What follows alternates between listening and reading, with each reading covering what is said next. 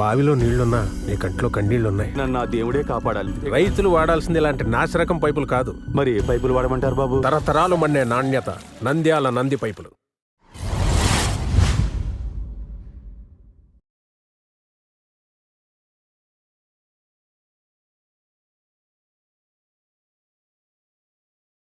Polytechnic ప్రవేశాల కోసం ఎదురు చూస్తున్న విద్యార్థుల కోసం పాలిసెట్లో క్వాలిఫై కాకపోయినా, పాలిసెట్లో తగిన ర్యాంకులు రాకపోయినా, లేదా పాలిసెట్ రాయకుండా ఉన్నా కూడా వాళ్ళ కోసం అవకాశం ఇప్పుడు వచ్చింది. Spot admissions state government of state SBTED state board of technical education and training వాళ్ళు రిలీజ్ చేశారండి.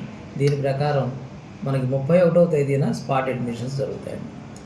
31వ తేదీన జరగబోయే స్పాట్ అడ్మిషన్స్ కోసం మన దగ్గర దాదాపుగా వేరు బ్రాంచుల్లో కలిపి మనకి 30 ఖాళీలు దాకా ఉన్నాయి.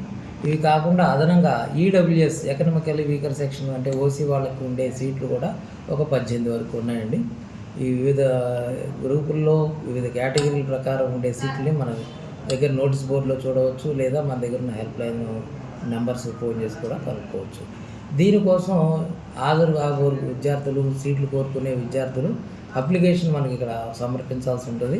అప్లికేషన్తో పాటు జత చేయాల్సినవి వాళ్ళ ర్యాంకు కార్డు, వాళ్ళ 10th క్లాస్ సర్టిఫికేటు, వాళ్ళ ట్రాన్స్ఫర్ సర్టిఫికేటు, వాళ్ళ స్టడీ సర్టిఫికేట్స్, వాళ్ళ క్యాస్ట్ సర్టిఫికేట్స్ జత చేసి, అంటే వాటి జెరాక్స్ కాపీలను జత చేసి 29 లోపు మనకి 29 సాయంత్రం లోపు అప్లికేషన్ ఇస్తే 30వ తారీఖున మెరిట్ లిస్ట్ తయారు చేసుకుని 31వ తేదీన 9:30 నుంచి స్టార్ట్ చేస్తామండి అడ్మిషన్స్. కాబట్టి అందరూ కూడా 9:30 కల్లా వచ్చి రిజిస్ట్రేషన్ చేసుకోవాలి. రిజిస్ట్రేషన్ అయిపోగానే అడ్మిషన్ ప్రాసెస్ జరుగుతుంది.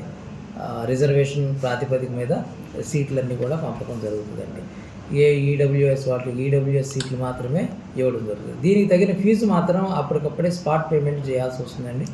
4,700 రూపాయల ఫీజు ఉంటుంది. దానికి అదనంగా ఈ ప్రాసెసింగ్ ఫీజులు అవి ఓసీబీసీకి 1,100, ఎస్సీ ఎస్టీలకి 350 రూపాయలు వాళ్ళు పే చేయాల్సి ఉంటుంది. దీనికి కావాల్సిన విధంగా మనకి హెల్ప్ లైన్ నెంబర్స్ కొన్ని పెట్టాము. 9912377723 సురేష్ బాబుని కాంటాక్ట్ చేయొచ్చు.